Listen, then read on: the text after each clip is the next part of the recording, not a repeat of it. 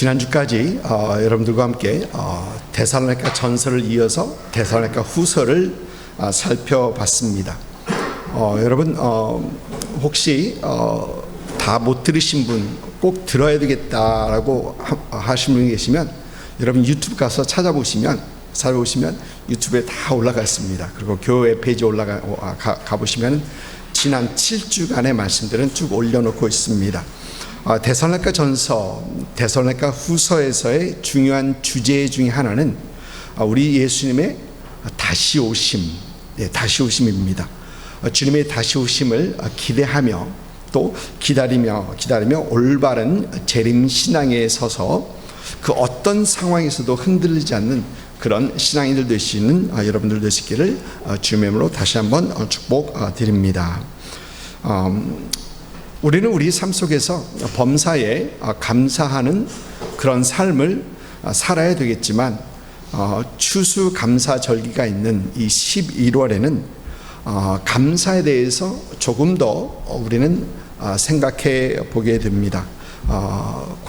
광고 드렸던 것처럼 다음 주에는 감사주일로 되면서 합동 예배로 함께 한영 합동 예배로 드리게 됩니다. 주에 있는 분들을 초청하시고 또 감사로 하나님 앞에 예배 드릴 수 있으면 참 좋겠습니다. 오늘은 여러분들과 함께 감사에 대하여 생각해 보려고 합니다. 누가복음 17장 11절부터 19절 말씀입니다. 누가복음 17장 11절부터 19절까지 말씀 우리 한 절 한 절 교독하도록 하겠습니다. 예수께서 예루살렘으로 가실 때에 사마리아와 갈릴리 사이로 지나가시다가 한 마을에 들어가시니 나병 환자 10명이 예수를 만나 멀리 서서 소리를 높여 이르되 예수 선생님이여 우리를 불쌍히 여기소서 하거늘 보시고 이르시되 가서 제사장들에게 너의 몸을 보이라 하셨더니 그들이 가다가 깨끗함을 받은지라. 그 중에 한 사람이 자기가 나은 것을 보고 큰 소리로 하나님께 영광을 돌리며 돌아와 예수의 발 앞에 엎드려 감사하니 그는 사마리아 사람이라. 예수께서 대답하여 이르시되 10사람이 다 깨끗함을 받지 아니하였느냐? 그 9은 어디 있느냐? 이 이방인 외에는 하나님께 영광을 돌리러 온 자가 없느냐 하시고 같이 읽습니다. 그에게 이르되 일어나 가라 내 믿음이 너를 구원하였느라 하시더라. 아멘. 이 본문 말씀은 전에도 여러분들과 함께 살펴본 말씀인데 오늘 다시 한번 이 말씀을 생각하면서 은혜 받는 시간 되기를 원합니다. 오늘 말씀 보면은 오늘 말씀은 예수께서 예루살렘으로 가실 때에라고 하며 시작합니다. 우리 예수님께서는 공생의 사역 중에 예루살렘이 있는 유다 지방과 또 예수님의 사역 중심지 가버나움이 있는 갈릴리 지방, 윗지방이죠. 윗지방을 오르고 내리시면서 왔다 갔다 하시면서 사역을 하셨습니다. 한번 지도 한번 볼까요? 예수님의 좀 멀어서 잘 안 보이죠. 예수님의 사역 범위는 위로는 두로와 시돈, 지중해 쪽이죠. 그리고 내륙 쪽에는 빌립보 가이사랴까지 예수님의 사역 범위였었고요. 그리고 동쪽으로는 갈릴리 호수 동쪽인 데가볼리 갈릴리 호수 동쪽입니다. 그리고 베레아는 이 사해 쪽으로 이 동쪽입니다. 베레아 지역. 그리고 위쪽으로 갈릴리 지방, 중간으로 사마리아 지방, 그리고 아래쪽으로 유다 지방. 이렇게 예수님의 사역은 좀 광범위하게, 그러나 세계 지도를 보면 예수님의 사역은 굉장히 한정되어 있는 그런 지역에 있었습니다. 여러분 기억하다시피 두로와 시돈에서는 귀신 들린 딸을 고셨던 그 사건이 있었고요. 또 빌립보 가이사랴에서는 마태복음 16장을 보면 예수님께서 제자들에게 중요한 질문 하나 하시죠. 사람들은 나를 누구라 하느냐? 그것이 빌립보 가이사랴에 있었던 그런 질문이었고요. 그 다음에 데가볼리라는 것은 사실 10개의 도시가 하나로 이렇게 형성하고 있는 그 지방입니다. 데카 하면은 10이라는 얘기고 폴리스라는 도시라는 얘기인데 데가볼리. 근데 거기에서는 여러분 기억하시죠? 귀신 들린 사람에게 귀신이 나와서 돼지떼에 들어갔다가 그 돼지떼가 비탈길로 내달아서 그 돼지떼가 다 몰살했던 그런 사건, 그것이 데가볼리에 있었던 사건입니다. 그리고 아랫지방 베레아 지방에서는 예수님께서 이혼 증서에 대해서 묻는 바리새인들에게 명쾌한 대답을 해주셨던 그것이 바로 이 베레아에서 있었던 일들입니다. 예수님께서는 이제 3년 반의 그 공생의 사역을 마치시고 이제 예루살렘으로 향하십니다. 오늘 말씀에서 보니까 예수께서 예루살렘으로 가실 때에, 여러분 이 예루살렘을 가신다는 얘기는 이제 예수님께서는 예루살렘으로 가셔서 십자가를 지시게 되는, 예수님의 사역의 꽃이라고 말할 수 있는 그 십자가를 지시는 그 마지막 길이라는 것입니다. 누가복음 9장 51절을 보면 이런 말씀이 있습니다.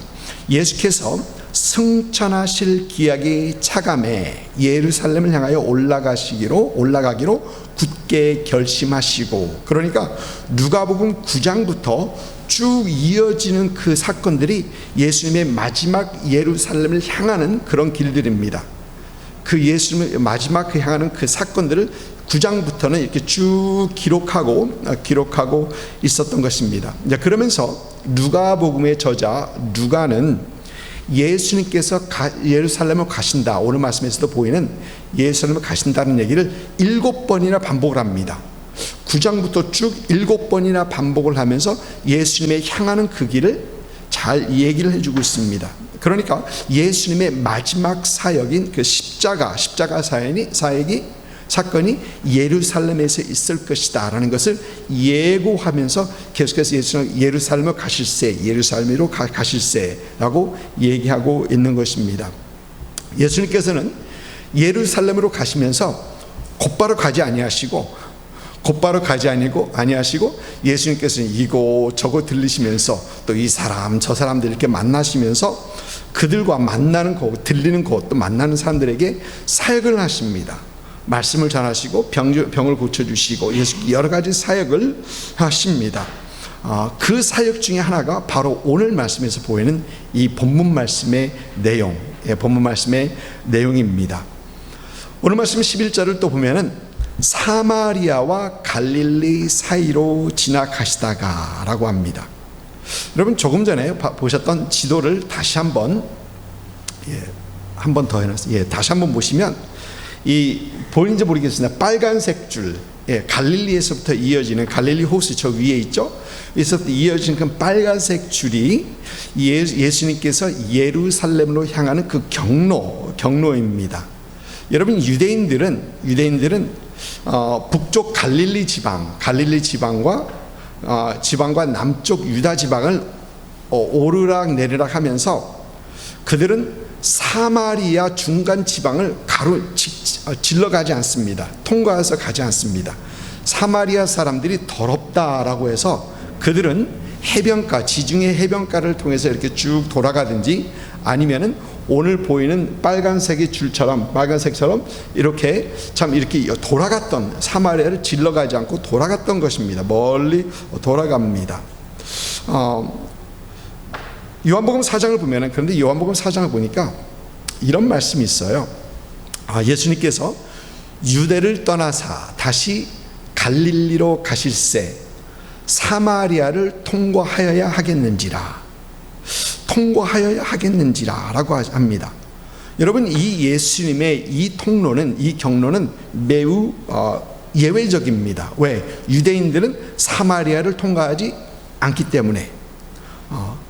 그런데 요한복음 4장 보면 사마리아에서 예수님께서는 사마리아 여인에게 물을 좀 달라 하시고, 사마리아 여인은 유대인으로서 어찌 사마리아 여인이 나에게 물을 달라 하느냐라고 하면서 굉장히 의아하게 생각하고, 이어서 예수님께서는 그에게 복음을 전하시고, 또 그 여인은 사마리아 동네로 가서 사람들을 불러다가 예수님의 말씀을 듣고, 또 사마리아인들은 예수님의 말씀을 듣고 믿었던 것을 요한복음 4장에서는 기록하고 있죠.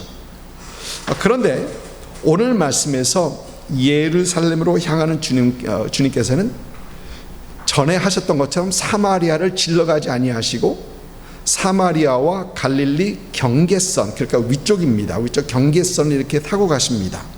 아마 그 이유는 예수님께서 예루살렘으로 가시면서 예수님과 함께 동행하는 사람들이 많았기 때문에 그런 것 같습니다. 예수님께서 제자들 12만 데리고 가시는 거 아니고 이번에는 많은 사람들을 함께 갔거든요. 70인도 함께 갔었고 그 외에도 함께 갔었고 많은 사람들이 함께 동행하는 것을 우리는 복음서에서 볼 수 있습니다. 그래서 그들과 함께 동행하기 때문에 사마리아를 질러가지 아니하시고 경계선을 따라서 이렇게 이동하셨던 것을 보게 됩니다. 이해하셨죠? 아멘. 여러분, 사마리아는 요즘 모든 세계의 관심이 쏠려 있는 팔레스타인 지역 한 중앙에 있습니다. 조금 전에 지도에서 보셨던 것처럼 한 중앙에 있습니다. 구약 성경에서는 족장 시대 때부터 아브라함 때부터 이 지역을 갈릴리 지방, 사마리아 지방, 그리고 유다 지방 이 지역을 가나안 땅이라고 부르고 있습니다. 창세기 12장을 보면 가나안 땅으로 내려갔더라 그렇게 기록하고 있습니다. 그러면서 사울이 왕이 되면서 그리고 사울, 다윗, 그리고 솔로몬 이렇게 한 통일 왕국, 한 국가로서 이제 그들은 이 땅을 이스라엘이라고 표현을 합니다. 이스라엘이라고 명칭을 합니다. 그러나 솔로몬 왕 후에 나라가 남북으로 갈라지면서 북쪽은 이스라엘과 남쪽은 유다로 이렇게 분리가 되게 되는데 북쪽은 이스라엘 수도 이름을 따라서 사마리아라고 불리기도 하고 남쪽은 유다 지파를 따라서 유다라고 불리기도 합니다. 사마리아, 유다 이렇게 불리기도 했었습니다. 그런데 70년 AD에 예루살렘은 로마의 디도 장군에 의해서 멸망하게 되죠. 70년 예루살렘이 멸망하면서 로마는 유대인의 정체성을 완전히 없애기 위해서 그 땅을 유다라고 부르지 않고 그때 비로소 그들은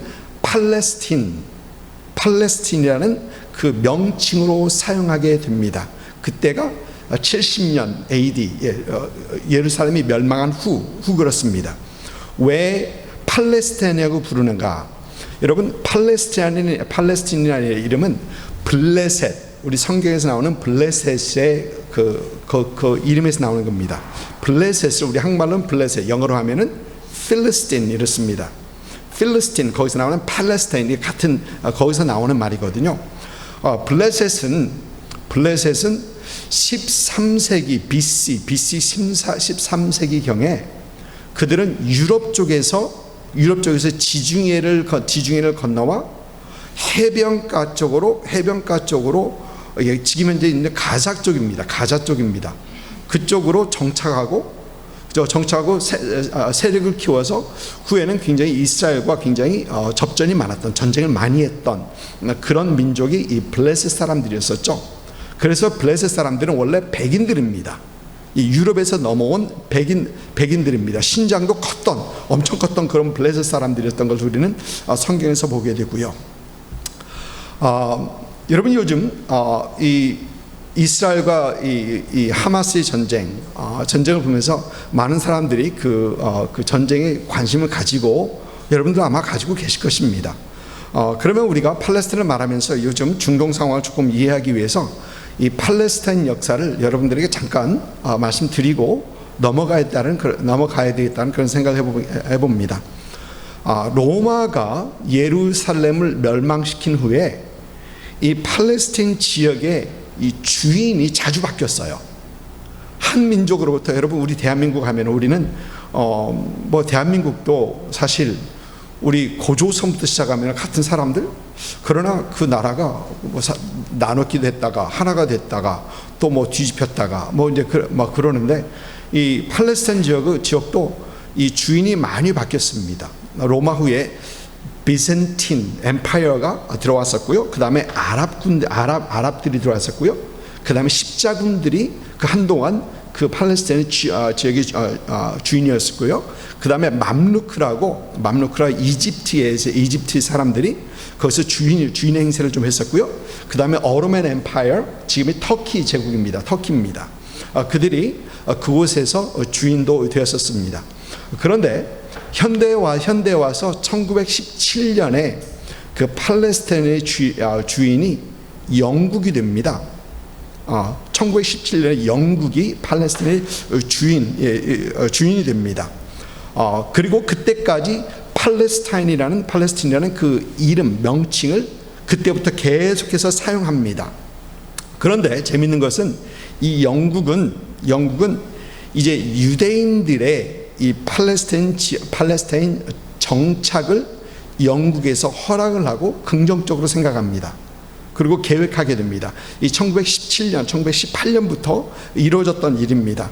그리고 2차 세계대전 후 이 나치들의 이 유대인을 학살을 본 그 이후에는 1947년에 우리 한국 전쟁, 한국이 해방된 이제 그때쯤이죠. 1947년에 이스라엘과 아랍국들이 한 서너 개인가 있었습니다. 그때 그 주위에. 그런데 이들과 이스라엘과 유대인과 이스라엘에게 two state, 그러니까 두 나라를 제안하게 됩니다. 제의합니다. 세우자고. 그런데 이 제의를 아랍국들에서 거부를 해요. 아랍국들을 거부를 합니다. 이게 47년입니다. 그리고 그러자 48년 그 다음에 5월 14일에 이스라엘은 거기에서 독립선언을 해요. 유엔에서 독립선언합니다. 이게 5월 14일입니다. 48년 5월 14일. 그리고 그 다음날 5월 15일 아랍 동맹국은 이스라엘을 침공을 합니다. 인디펜던트 그날 독립선언했는데 그 다음날 공격을 받은 거예요. 아랍 동맹국으로 인해서. 이스라엘은 이 전쟁을 이스라엘 독립전쟁이다 이렇게 부릅니다. 그리고 이 전쟁은 9개월이 넘도록 치열하게 싸웁니다. 치열한 전쟁이 있습니다. 아랍국들은 이스라엘 거기 들어오면 안 되거든요. 그리고 이스라엘은 거기서 자기가 살아남아야 되고 그러면서 치열한 전쟁. 그리고 9개월 후에 이스라엘이 승리를 하게 됩니다. 이스라엘 승리합니다. 그리고 또 있었던 계속해서 수많은 크고 작은 전쟁들이 있었지만 또 큰 전쟁이 1967년에 있었던 그 6.1 전쟁이죠. 6.1 전쟁. 아랍 동맹국들 시리아, 레바논, 요르단, 이라크, 주위에 있는 이집트까지 해가지고 다 동맹국이 이스라엘을 완전히 멸하겠다고 쳐들어옵니다. 근데 그 전쟁은 시시하게 6일 만에 끝납니다. 근데 여러분 그 6.1 전쟁의 이 스토리들을 인터넷에 쭉 찾아보면은 하나님께서 개입하셨던 그 증거들이, 그 풋프린트들이 여러 군데 남아있는 거 봅니다. 그거 보면은 이건 하나님께서 개입할 수밖에 없었어. 여러분 6.1 전쟁 말이 안 되죠. 그 아랍 동맹국을 통해서 6일 만에 전쟁을 끝냈다는 건 말이 안 됩니다. 그런데 그렇게 끝냅니다. 사실 이스라엘은 그 6.1 전쟁을 통해서 요르단에서 엄청난 영토를 얻었고 또 이집트로부터 엄청난 영토를 얻게 됩니다. 쭉 밑에까지 내려오는데, 그런데 나중에 이집트와 평화협정을 하면서 그 넓은 땅을 돌려줍니다. 이집트에게. 그래서 지금 현재 밑에 있는 땅은 이집트 땅이에요. 지금 이스라엘이 쭉 선을 그어가지고 사회적으로 선을 그어가지고 밑에는 이집트 땅인데, 그것이 원래 67년 6.1 전쟁 후에는 이스라엘이 얻었던 땅입니다. 그러나 평화협정 때문에 다시 돌려준 땅입니다. 그래서 이집트에서는 그걸 받고 함부로 못 치는 겁니다. 함부로 이스라엘 치지 못하는 겁니다. 그러면 지금 있는 가자지구는 어떠냐? 지금 문제가 말썽인 가자지구는 6.1 전쟁 후에 이스라엘 영토가 됩니다. 그때 이스라엘은 그 영토를 얻게 됩니다. 그러면서 67년이니까 그리고 67년부터 2005년까지 이스라엘은 그 안에 그 영토를 다스리고 있었습니다. 그러나 2005년에 완전히 이스라엘은 거기서 다 철수를 합니다. 다 철수를 하고요. 그것을 완전히 팔레스타인 사람들이 넘겨줍니다. 넘겨줍니다. 그리고 2006년 그 다음 해에 하마스라는 정당이 하마스가 그 가자 지구를 통치하게 되는 거예요. 그 후로 하마스 그 팔레스타인 지역 가자 지구는 세계의 수많은 엄청난 지원을 받습니다. 금전적인 지원을 받습니다. 그것이 개발되기 위해서 지원을 받습니다. 그러나 그들의 지원받은 돈은 다 무기 사고 땅굴 만드는 걸로 다 들어갑니다. 심지어 그 지역에 물을 공급할 수 있는 시설조차 되지 않죠. 그래서 요즘 이스라엘에서 물을 컷오프하자 공격을 당하는 겁니다. 그런데 그게 2005년부터 지금까지 아무것도 안 한 겁니다. 그런 구조시대 아무것도 안 하는 겁니다. 하마스는 지금까지 이스라엘 함께 이스라엘 옆에서 계속해서 로켓을 날립니다. 이건 하루아침에 있었던 거 아니에요. 이번에 어쩌다가 오랜만에 있었던 거 아닙니다. 계속해서 날리고 이스라엘은 아이언돔에서 그것다 계속 쏴대고 방어를 하면서 지금까지 이스라엘에게 위협적인 존재했었는데, 지난 10월 7일 이스라엘과 가자 지구를 막고 있는 그 철조망을 뚫고 들어와서, 여러분 우리가 다 미디어에서 본 것처럼 그 말할 수 없는 그 만행을 저질렀었죠.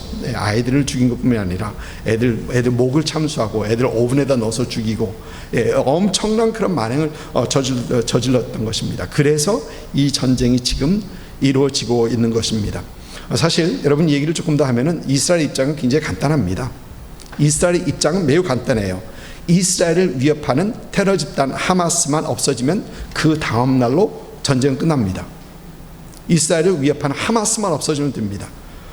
이스라엘과 팔레스타인이 전쟁이 아니라 이스라엘과 하마스의 전쟁이거든요. 그래서 하마스만 없어지면 그 다음 날로 전쟁이 끝납니다. 그러면 팔레스타인 사람들과 이스라엘 사람들은 평화스럽게 살아갈 수 있습니다.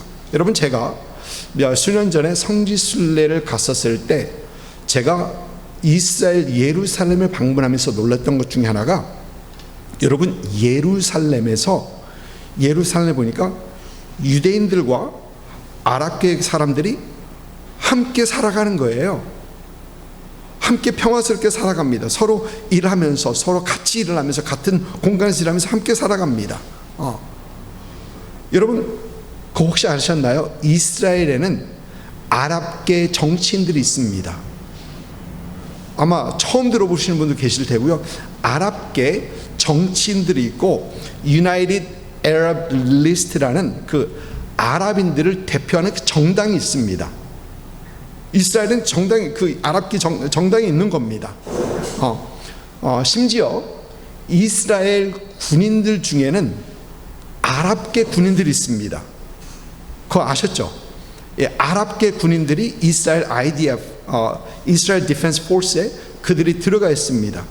그러면서 그들은 이스라엘은 나의 조국이라 생각하면서 지금 유대인 군인들과 함께 어깨를 나란히 하면서 지금 이 테러 전쟁에 함께 동참하고 있습니다. 이 사람들이. 그러니까 이스라엘 대 아랍이 아니고 이스라엘 대 팔레스타인이고 이스라엘 대 하마스라는 전쟁이라는 얘기입니다. 여러분, 그러나 이스라엘을 증오하는 사람들은 그렇게 얘기 안 하죠. 그렇게 얘기 안 합니다.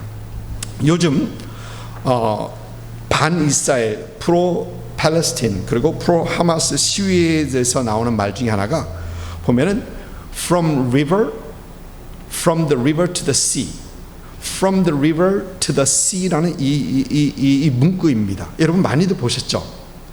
그런데 여기서 말하는 river는 요단강을 얘기합니다.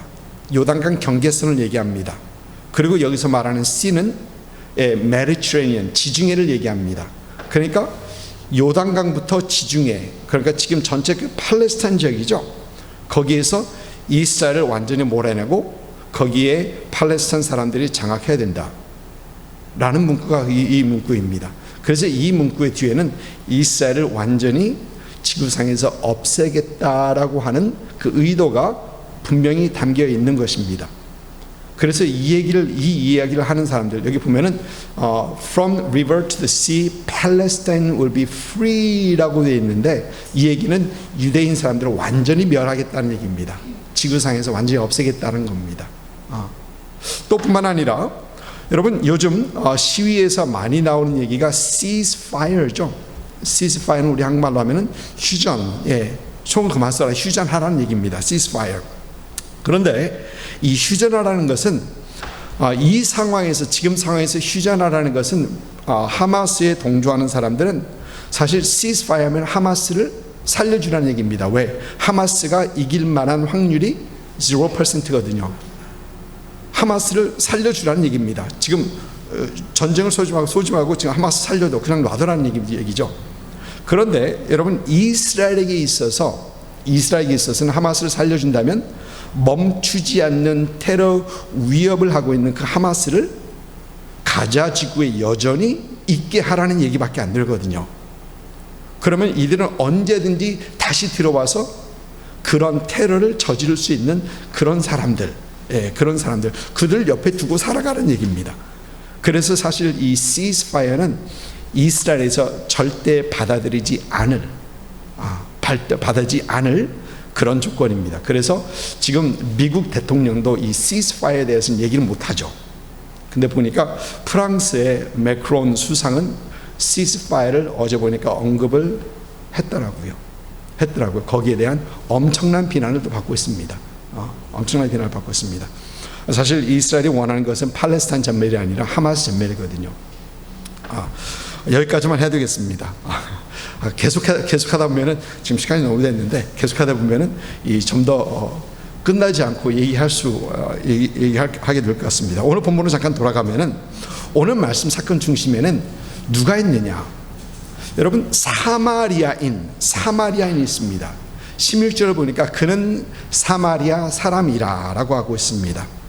여러분, 사마리아는 원래 북왕국 이스라엘의 수도였었습니다. 그러나 BC 722년에 아수르에게 멸망하면서 아수르는 참 희한한 정책을 사용합니다. 아수르 사람과 이스라엘 사람을 서로 결혼하게 만들어서 합해버립니다. 이스라엘 사람들을 아수르로 데려가고 아수르 사람들을 이스라엘로 데려와서 서로 결혼하게 만듭니다. 그러고 보니까 여기서 나온 사람들이 사마리아 사람들, 그러니까 이 혈통이 아수르와 이스라엘에 섞인 사람들이죠. 그래서 이스라엘 사람들은, 유다 사람들은 이 사람들을 혈통이 섞였다 해서 더럽다고 해서 그들과 상종하지 않았던 겁니다. 그들과 상종하지 않습니다. 그래서 그들은 사마리아를 지나가지도 않고, 또 요한복음 4장에서 그 사마리아에는 어떻게 당신 나에게 얘기할 수 있습니까? 당신들 우리를 더럽다고 임퓨어하게 보는데 왜 우리와 상종하지 않으려는데 왜 당신 얘기합니까? 라고 이상하게 여겼던 것입니다. 그런데 재밌는 것은 우리 성경에서는 이 사마리아 사람들을 좋게 얘기합니다. 선하게 얘기합니다. 누가복음 10장에서 우리 주님께서 선한 사마리아인에 대해서 말씀하십니다. 이 말씀이 비유인지 아니면 확실히 있었던 얘기인지는 사실 누가는 얘기하고 있지 않습니다. 그러나 우리는 선한 사마리아인의 비유 그러는데 누가는 비유라고 하진 않습니다. 강도 만난 한 사람을 한 제사장은 그냥 보고 지나치고 레위인도 피해서 지나가는데 한 사마리아 사람만 그를 치료해주고 그를 나귀에 태워서 여관으로 데리고 가고 거기서 치료를 정성껏 해주고 그 다음에 떠나면서 여관 주인에게 부탁해서 이를 치료해 주세요. 또 돈이 더 필요하면 내가 오는 길에 주겠습니다. 라고 했던 그 사람이 사마리아인이었더라. 유대인들은 사마리아인을 싫어하는데 사마리아인은 그 강도받는 사람에게 이웃이 되었더라 라는 얘기입니다. 요한복음 4장에서도 여러분 우물가에 있는 사마리아인은 예수님의 말씀을 들은 후에 가서 동네 사람들 데리고 와서 그들은 다 예수님의 말씀을 듣고 예수님을 믿고 영접하게 됩니다. 유대인들은 예수님을 배척하는데 사마리아 사람들은 받았다라는 겁니다. 선한, 좋게 우리 성경은 얘기하고 있는 것입니다. 오늘 말씀에서도 자신이 낳은 것을 보고 돌아온 사람은 사마리아 사람이더라 한 사람입니다. 여러분, 그런데 오늘 말씀에서 보이는 이 사마리아 사람은 사실 최악의 조건 속에서 살아가는 사람입니다. 여러분, 그는 유대인들에게 무시를 당하는 사람입니다. 왜? 사마리아 사람이라고. 여러분, 서러운 것 중에서 가장 서러운 것이 내가 한국 사람이라고 누가 무시하면, 그건 못 참죠. 무시당하는 거, 그건 참 힘듭니다. 그런데 그는 사마리아 사람하고 무시당합니다. 여러분, 또 모든 사람이 저주로 여기는 나병을 앓고 있는 사람입니다. 여러분, 이들이 사마리아와 갈릴리 경계선에 있었다라는 얘기는 사마리아 사람도 그들을 원치 않았고 갈릴리 사람들도 그들을 원치 않았다는 것입니다. 그래서 그들은 한 중심지에서 주변으로 밀려났던 것입니다. 그래서 경계선에서 살아가는 거예요. 거기서 살아가는 것입니다. 원치 않은 겁니다. 왜? 나병 때문에 그렇습니다. 여러분, 나병 환자가 길을 가다가 사람이 있으면 부정하다 크게 소리를 외쳐야 합니다. 왜? 주위에 있는 사람도 혹시 가까이 오면 부정 탈까봐. 참 힘들고 어려운 그런 상황입니다. 여러분, 어떤 분은 이 시츄에이션을 보면서, 그런 상황을 보면서, 그들이 경계선에서 이렇게 있는 것을 보면서 이 경계선 지역에는 민족적 편견이 없이 동병상련의 그런 심정으로서 상호 관계 속에서 잘 살아가고 있는 사람들이다. 10명의 나병 환자들 있지 않습니까? 아마 그랬을 것이다. 근데 저는 좀 진짜 그랬을까? 아니면 이 사마리아 사람은 그들 중에서도, 야, 넌 저리 가서 서 있어. 넌 저쪽만큼 가 있어. 왜? 사마리아인이기 때문에. 사마리아인, 저는 후자라고 생각합니다. 그들 중에서 무시를 당하고 살아가는 그런 상황, 그러면서 전혀 나병에서 나을 만한 소망도 없는 최악의 상황 속에서 살아가는 사람이 바로 이 사람입니다. 그런데 오늘 말씀을 보면 그는 자신의 병이 나은 것을 보면서 예수님께 돌아가서 감사를 드립니다. 여러분, 오늘 말씀에서 이 예수님께 감사하러 온 이 사마리아 사람을 보면서 예수님께 감사하러 오지 않은 그 아홉을 보면서 우리 주님께서 다른 아홉은 어디 있느냐, 그 감사하지 못한 그 아홉을 보면서 여러분, 우리는 감사는 모든 사람이 할 수 있는 것이 아니구나, 모든 사람이 할 수 있는 것이 아니구나라고 우리는 다시 한번 생각하게 됩니다. 1860년 9월에 레이크 미시건에서 한 크루즈십이 그 침몰된 사건이 있었습니다. 그때 이 사건 현장에 있었던 대학에서 수영 선수였던 스펜서라는 젊은 청년은 자신의 목숨을 내걸고 수영을 하면서 17명을 구제했다고 그래요. 그러니까 한 사람 끌고 와서 갖다 놓고, 한 사람 끌고 와서 또 갖다 놓고 17명. 그러면서 당시 매스컴에서는 이 스펜서라는 젊은 청년의 그 영적인 행동을 대서특필해서 칭찬했다고 합니다. 그로부터 오랜 시간이 지난 후에 이 R.A. 토리 박사는 LA에서 집회를 하는데, 그 토리 박사 설교 중에 이 오래전에 있었던 이 레이크 미시간의 유람선 침몰 사건을 얘기하면서 그때 많은 사람을 구출했던 그 젊은 수영 선수 스펜서의 용기와 어떤 희생 정신을 크게 칭찬했다고 합니다. 그런데 재미있는 것은 그 집회 자리에 누가 와 있었냐? 그 스펜서 그분이 이제 나이가 들어서 그 자리에 와 있었다고 그래요. 집회가 끝난 후에 R.A. 토리 박사는 이 사람을 만나서 이런 얘기 저런 얘기 하다가 이런 질문을 했다고 합니다.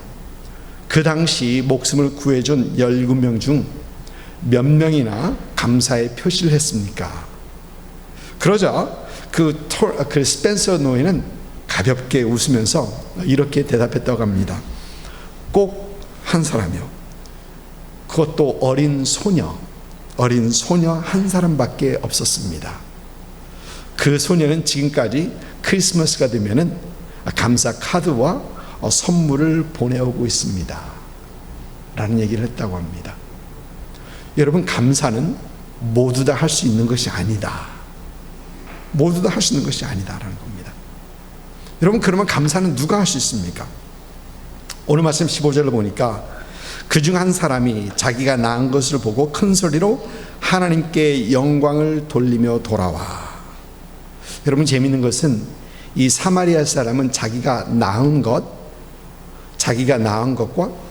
하나님과 연관을 시킵니다. 연결을 시킵니다. 자신의 그 나병이, 저주받은 그 병이 나은 것에서는 하나님의 능력이 분명히 있었고, 하나님의 능력은 그 예수라는 사람을 통하여서 나타났다는 겁니다. 그래서 그는 하나님 앞에 영광을 돌리면서 돌아와 예수님의 발 앞에 엎드려 감사를 드렸던 것입니다. 여러분, 누가 하나님 앞에 감사할 수 있습니까? 그것은 우리 삶 속에서 크고 작은 일들에서 우리 삶 속에서 역사하시는 그 하나님을 볼 수 있을 때 우리는 하나님 앞에 영광 올려드릴 수 있고 우리 하나님 앞에 감사할 수 있는 것입니다. 럭키, 아니면 어쩌다 그렇게 됐어가 아닌, 하나님께서 하셨습니다. 하나님의 은혜를 깨달을 때, 우리를 향한 하나님의 긍휼하심을 우리는 볼 수 있을 때 우리는 하나님 앞에 감사할 수 있다는 것입니다. 여러분, 우리 하나님께서는 지금의 시간 우리의 삶 속에서 일하시고 또 그 일하심을 깨닫는 사람들이 하나님 앞에 영광 올려드리고 하나님 앞에 감사할 수 있다는 겁니다. 이런 여러분들이 있기를 주님의 축복합니다. 여러분, 사마리아인 그의 상황은 최악이었었습니다. 누구도 그를 귀하게 여기지 않았었습니다. 모든 유대인들은 사마리아인이라고 그를 무시했었고, 사마리아 사람들은 그를 저주받은 자라고 무시했었고, 그는 수많은 사람들의 기억 속에서 사라져 갔었을 때가 분명히 사라져 갔습니다. 그리고 그들 가족은 아마 그가 옆에 없는 것이 차라리 낫지 않은가 라는 생각을 분명히 했었을 것입니다. 여러분, 그러나 누가 그를 기억하십니까? 하나님께서 그를 기억하십니다. 하나님께서 그를 불쌍히 여기셨고, 하나님께서 그에게 긍휼을 베푸셨고, 하나님께서 그를 사랑하셨다는 것입니다. 그것을 보며 그는 무한한 영광과 감사를 하나님 앞에 올려드릴 수 있었다는 것입니다. 여러분, 이번 감사절기를 지나면서 여러분의 삶 속에 여전히 변함없이 일하시는 그런 하나님을 볼 수 있는 여러분 되시기를 주님으로 축복합니다. 그 하나님을 보시며 하나님의 사랑과 하나님의 긍휼하심과 하나님의 은혜를 보시며 하나님 앞에 더 큰 영광 올려드리고 하나님 앞에 감사할 수 있는 이 감사절기가 될 수 있기를 주님으로 축복합니다. 아멘.